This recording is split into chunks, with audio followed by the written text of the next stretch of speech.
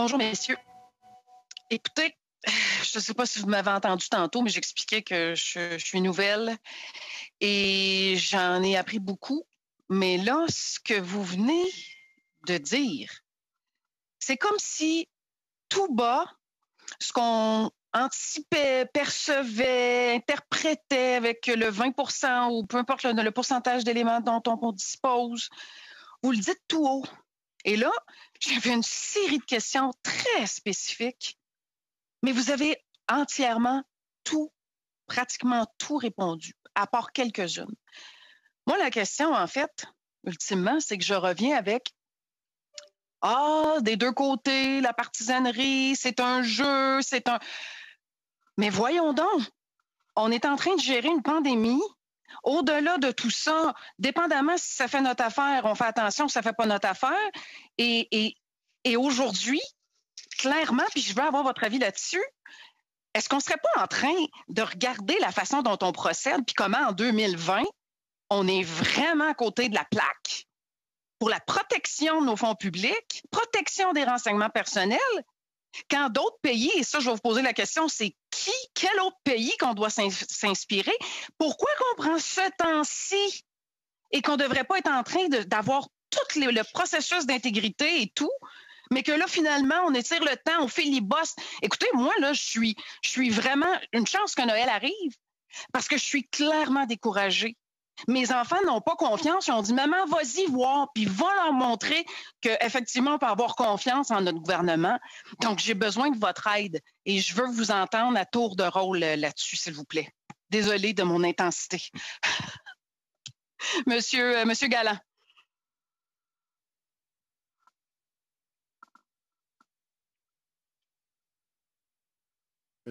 J'oublie toujours de... Okay, ben oui, voilà. Vous avez perdu 12 secondes. Ben oui. I lost another 12 seconds. Moi, je vais vous répondre avec ce que le juge Gomery écrivait en 2005.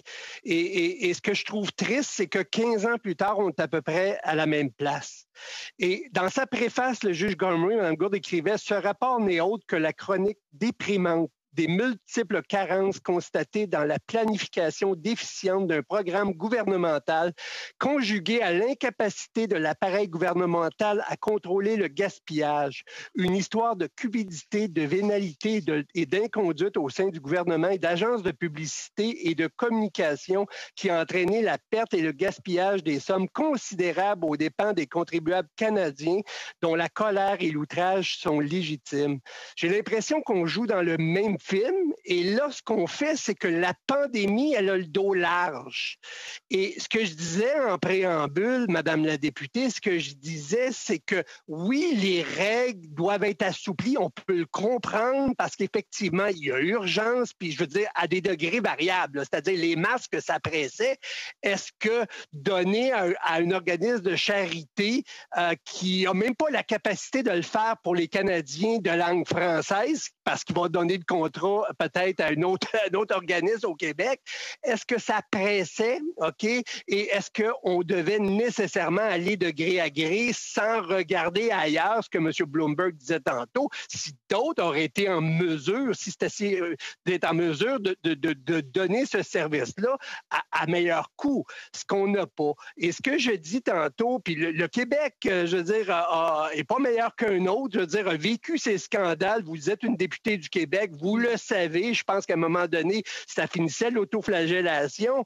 Mais ce qu'on a fait, en plus de dire, avec l'enquête publique, de montrer le spotlight sur ce qui se passait, bien, on a décidé de mettre sur place des organismes de contrôle, effectivement, pour que ça ne revienne plus. Et c'est ce que moi, je déplore, c'est que dans Gomery, il y a eu plein de belles choses qui ont été faites depuis ce temps-là. J'ai fait un suivi, mais souvent, on dit, ben, s'il y a un problème, on va envoyer ça à la police. Moi, je suis un ancien procureur de la Couronne. Vous savez, des enquêtes... Monsieur Galland, on vient d'ouvrir une grande porte et il y a une grande collaboration qui s'en vient. Puis effectivement, je pense que l'autorité des marchés, c'est une extrêmement grande solution. Et comme on n'aura peut-être pas le temps de faire le tour, mais j'aimerais entendre M. Blancburn sur première des choses. Je veux juste que vous sachiez que s'il y a un parti, en fait, qui a aucun intérêt à avoir du pouvoir, c'est bien le Bloc québécois. Donc, qu'est-ce qu'il fait? C'est qu'il représente son monde, puis ça donne que c'est le Québec. Donc, moi, quand vous me parlez de ça, je me détache de cela.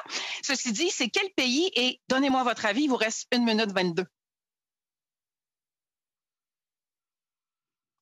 If you want me to respond just on the issue of Si vous voulez que je réponde pour ce qui est du marché public, écoutez, moi je pense qu'on va apprendre les mauvaises leçons du scandale finalement.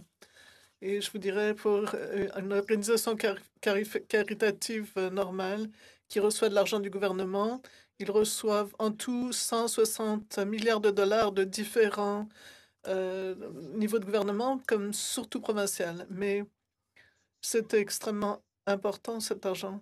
Mais quand vous avez 100 000 dollars de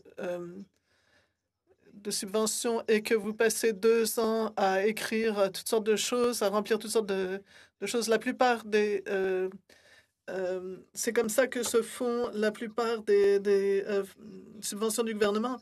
Et là, c'est quand même complètement bizarre parce que ça se fait incroyablement facilement et rapidement. Et c'est beaucoup d'argent qui est donné à une corporation de ce type.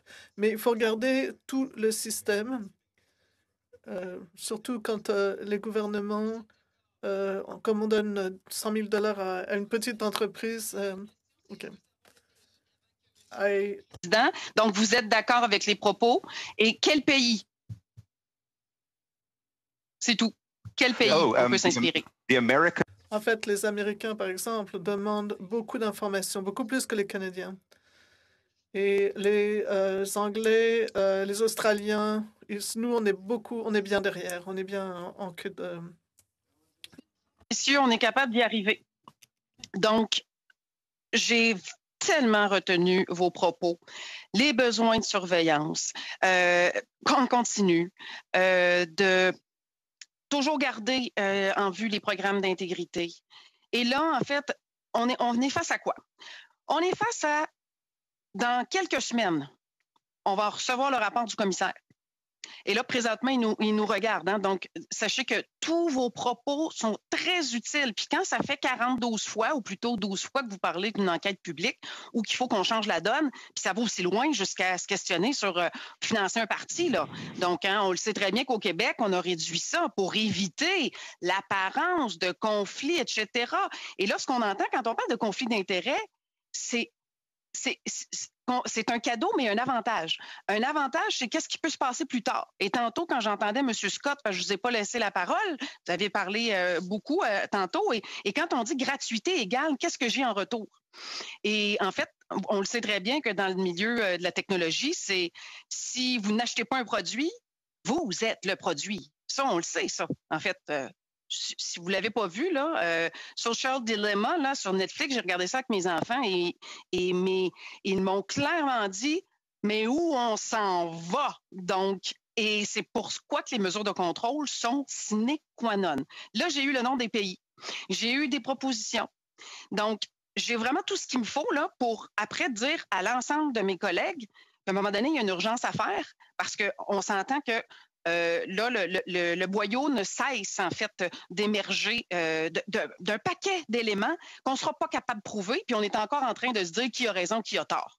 Donc, en quelques mots, je vous laisse en fait la parole. Et je pense, M. Blancburn, vous n'aviez pas terminé tantôt lorsque on parlait des pays et que le Canada était loin en arrière sur la démonstration qu'on fait bien les choses.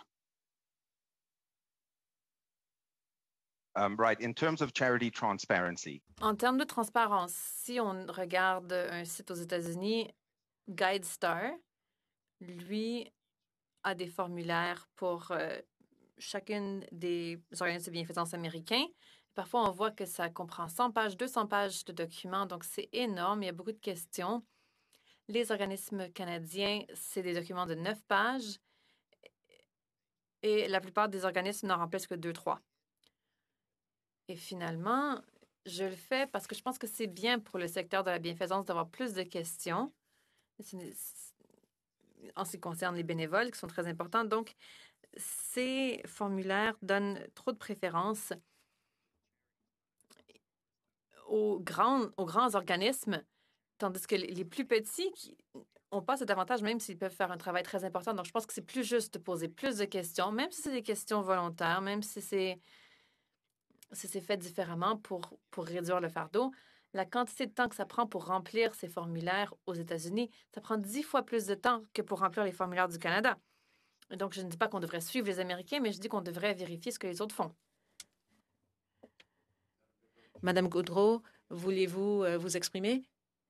J'ai toujours de très, très, très grands...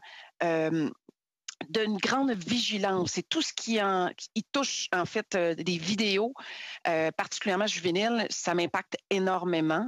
Donc, évidemment, il faut juste ne pas oublier la raison pour laquelle on se rencontre aujourd'hui, parce que la vie continue, il faut traiter, évidemment, de ce qui nous tombe sur la tête, mais ce qu'on vient d'entendre en comité, je pense que ça vaudrait la peine qu'on puisse, tout le monde, en faire une lecture complète.